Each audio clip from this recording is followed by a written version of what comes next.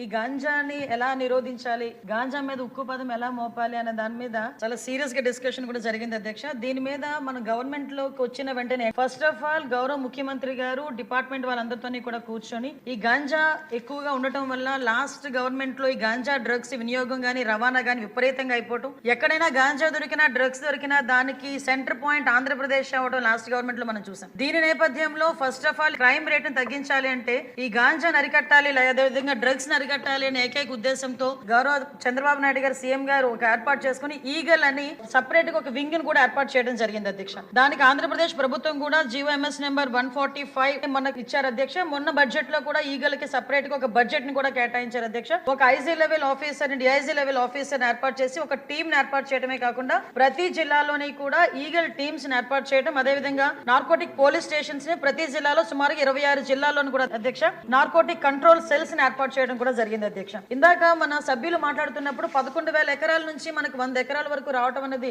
సంతోషంగా ఉంది అని చెప్పారు. దీన్ని కూడా ఎలా కంట్రోల్ చేయాలి, దానికి సంబంధించిన ప్రతి ఇన్ఫర్మేషన్ కూడా డిపార్ట్మెంట్ వాళ్ళ దగ్గర ఉంటుందని చెప్పారు అధ్యక్ష. అది ఉండటానికి నిజంగా ఒక 20 హాట్ స్పాట్లను కూడా ఈగల్ టీమ్ అదేవిధంగా డిపార్ట్మెంట్ వాళ్ళందరూ కూడా ఐడెంటిఫై చేశారు అధ్యక్ష. సుమారుగా మనం చూసుకుంటే అధ్యక్ష నెంబర్ ఆఫ్ విలేజెస్ చూసుకుంటే దగ్గర 7 విలేజెస్ లో అధ్యక్ష 375 అంటే మండలాల్లో 7 మండలాల్లో 375 విలేజెస్ లో ఈ హాట్ స్పాట్స్ గుర్తించి కల్టివేషన్ చేయకుండా తీసుకునే బాధ్యతను కూడా తీసుకున్నారు అధ్యక్ష. ఒక ఎగ్జాంపుల్ చెప్పాలి అధ్యక్ష, 359 ఫ్యామిలీస్ ఇందులోని గత కొన్ని సంవత్సరాలుగా వీళ్ళు హ్యాబిచువల్ అఫెండర్స్ అధ్యక్ష. కల్టివేషన్ చేస్తూనే ఉంటారు, ఎంతమంది చెప్పనేయండి ఎన్ని చేయనియండి వాళ్ళు అక్కడ కల్టివేషన్ చేస్తూనే ఉంటారు అనమాట. మన గవర్నమెంట్ వచ్చిన తర్వాత 359 ఫ్యామిలీస్ ని కూడా ఐడెంటిఫై చేసి వాళ్ళకి ఆల్టర్నేట్ క్రాప్స్ ఇచ్చి ఈ సంవత్సరం ఒక ప్లాంట్ కూడా వేసుకునే పరిస్థితి లేకుండా వాళ్ళని మోటివేట్ చేసుకుని వాళ్ళు మన కంట్రోల్లో పెట్టుకునే పరిస్థితి వచ్చింది అధ్యక్ష. దీనికి చెప్పేది ఏంటంటే ఏ రకంగా తగ్గించారు 11,000 ఎకరాల నుంచి 100 ఎకరాల వరకు అని చెప్పడానికి ఇది ఒక ఎగ్జాంపుల్ గా చెప్తున్నాం అధ్యక్ష. సుమారుగా ఈ గంజాయి సాగు చేసిన తర్వాత ట్రాన్స్పోర్టేషన్ కూడా చూసుకుంటే అధ్యక్ష